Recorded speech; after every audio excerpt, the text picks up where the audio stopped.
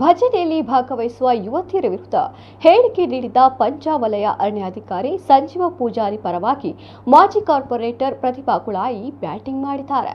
ಇನ್ನೊಬ್ಬರ ಮನೆಯ ಹೆಣ್ಣು ಮಕ್ಕಳನ್ನ ನೃತ್ಯ ಭಜನೆಯ ಹೆಸರಿನಲ್ಲಿ ರಸ್ತೆಯಲ್ಲಿ ಕುಣಿಸುವುದು ಎಷ್ಟು ಸರಿ ಎಂದು ಅವರು ಪ್ರಶ್ನೆ ಮಾಡಿದ್ದಾರೆ. ಇದು ಈ ಹಿಂದೆ ಇತ್ತಾ ಎಂದು ಕೇಳಿರುವ ಅವರು ಇದೊಂದು ರಾಜಕೀಯ ಉದ್ದೇಶದಿಂದ ಆರಂಭವಾದ ಆಚರಣೆ ಎಂದು ಆರೋಪಿಸಿದ್ದಾರೆ. ಹೆಣ್ಣು ಮಕ್ಕಳನ್ನು ಈ ರೀತಿ ಕುಣಿಸುವ ಯಾವೊಬ್ಬನ ಮನೆಯ ಹೆಣ್ಣು ಮಕ್ಕಳು ಈ ರೀತಿ ಕುಣಿಯುವುದಿಲ್ಲ.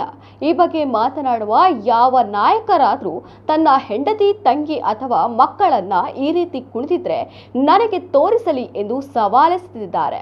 ಪತ್ರಿಕಾಗೋಷ್ಠಿಯಲ್ಲಿ ಮಾತನಾಡಿದ ಪ್ರತಿಭಾ ಕುಳಾಯಿ, ನೃತ್ಯ ಭಜನೆ ಸಹಿತ ರಾತ್ರಿ ಹೊತ್ತಿನಲ್ಲಿ ನಡೆಯುವ ಮನೆ ಮನೆಯ ಭಜನೆಯ ಬಗ್ಗೆಯೂ ಅಸಮಾಧಾನ ವ್ಯಕ್ತಪಡಿಸಿದ್ದಾರೆ. ಪಂಚವಲಯ ಅರಣ್ಯಾಧಿಕಾರಿ ಸಂಜೀವ ಪೂಜಾರಿ ಅವರು ಹೇಳಿರುವ ಕೆಲ ವಿಚಾರಗಳಲ್ಲಿ ಸತ್ಯಾಂಶ ಇದೆ ಎಂದು ಈ ಮೂಲಕ ಸಮರ್ಥಿಸಿಕೊಂಡಿದ್ದಾರೆ. ಹಿಂದೂ ಹೆಣ್ಣು ಮಕ್ಕಳ ಹತ್ರ ಹೇಳ್ಕೊಳ್ಳೋದು ಇಷ್ಟೇ, ಇವಾಗ ಎಲ್ಲ ಕಡೆ ಕುಣಿತ ಭಜನೆ ಸ್ಟಾರ್ಟ್ ಆಗಿದೆ. ಕುಣಿತ ಭಜನೆ ತಪ್ಪಲ್ಲ, ಆದರೆ ಎಲ್ಲಿ ಕುಣಿಬೇಕು ಅಲ್ಲೇ ಕುಣಿಬೇಕು. ಇದ್ದ ದಾರಿ ಬೀದಿಯಲ್ಲಿ ಕುಣಿಯುವುದು ತಪ್ಪು. ಈ ಭಜನೆ ಅನ್ನೋದು ತುಂಬ ಶ್ರೇಷ್ಠ ನಮ್ಮ ಧರ್ಮದಲ್ಲಿ. ಹೆಣ್ಣು ಮಕ್ಕಳು ಕುಣಿತ ಭಜನೆ ಮಾಡುವಂಥದ್ದು ನಮ್ಮ ಜಿಲ್ಲೆಯ ಸಂಸ್ಕೃತಿ ಅಲ್ಲ, ಸಾಧಾರಣಕ್ಕೆ ನಮ್ಮ ದೇಶದ ಸಂಸ್ಕೃತಿನೂ ಅಲ್ಲ. ನಾವು ನೋಡ್ತಾ ಇದ್ದೇವೆ ಈ ಕುಣಿತ ಭಜನೆಯಲ್ಲಿ ಅತಿ ಹೆಚ್ಚಿನ ಹಿಂದುಳಿದ ವರ್ಗದ ಹುಡುಗಿಯರನ್ನು ಬಳಸ್ತಾ ಇದ್ದಾರೆ.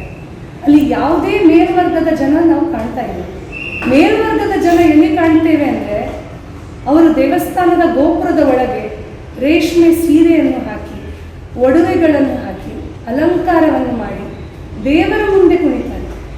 ರಥೋತ್ಸವ ಆಗುವಾಗ ಕುಣಿತಾರೆ, ಅಂಗಣದಲ್ಲಿ ಕುಣಿತಾರೆ. ಅದೇ ನಮ್ಮ ಹಿಂದುಳಿದ ವರ್ಗದ ಹೆಣ್ಣು ಮಕ್ಕಳು ಟ್ಯಾಬ್ಲೋ ಮುಂದೆ ಕುಣಿತಾರೆ, ಪ್ರೊಸೆಷನಲ್ಲಿ ಕುಣಿತಾರೆ, ದಾರಿ ಬೀದಿಯಲ್ಲಿ ಚಪ್ಪಲಿ ಹಾಕದೆ ಕುಣಿತಾ ಇದ್ದಾರೆ. ನಮ್ಮ ಮಕ್ಕಳನ್ನು ಈ ನಾಸಿಕ್ ಬ್ಯಾಂಡ್ ರೂಪದಲ್ಲಿ ಆಗಿರ್ಬೋದು ಅಥವಾ ಈ ಭಜನೆ ಮುಖಾಂತರ ಆಗಿರ್ಬೋದು, ಕುಣಿತ ಭಜನೆಯ ಒಂದು ಟ್ಯಾಗ್ ನೆಟ್ಕೊಂಡಾಗಿರ್ಬೋದು, ಎಷ್ಟು ಸರಿ ಅಂತ ಹೇಳಿ ನಮ್ಮವರು ಆಲೋಚನೆ ಮಾಡಬೇಕು. ಹೆಣ್ಣು ಮಕ್ಕಳನ್ನು ಅಥವಾ ಈ ಕಾರ್ಯಕ್ರಮಗಳನ್ನು ಆಯೋಜನೆ ಮಾಡುವವರಿರ್ಬೋದು, ಇವರ ಹೆಣ್ಣು ಮಕ್ಕಳನ್ನು ಅಲ್ಲಿ ಕುಣಿಲಿಕ್ಕೆ ಬಿಡ್ತಾರ? ಇವರ ಮನೆಯ ಹೆಣ್ಣು ಮಕ್ಕಳಲ್ಲಿ ಅವರು ಕುಣಿಲಿಕ್ಕೆ ಬಿಡ್ತಾರೆ ಅಂತ ಅಂದರೆ, ನಾವೆಲ್ಲ ಹಿಂದೂ, ನಾವೆಲ್ಲ ಒಂದು ಅಂತ ಬಡ್ಕೊಳ್ಳುವವರು ಅವರ ಹೆಣ್ಣು ಮಕ್ಕಳನ್ನು ಕುಣಿತ ಭಜನಕ್ಕೆ ಸೇರಿಸಿ, ನೋಡಿ ನಮ್ಮ ಮಗಳನ್ನು ನಾನು ಬಿಟ್ಟಿದ್ದೇನೆ, ನನ್ನ ಮಗಳು 12 ಗಂಟೆ ರಾತ್ರಿಗೆ ಕುಣಿತಾ ಇದ್ದಾಳೆ ಅಂತ ಹೇಳಿದರೆ, ಅವರು ಉಳಿದವರಿಗೆ ಮಾದರಿಯಾಗಿದ್ದರೆ ಅದು ಓಕೆ.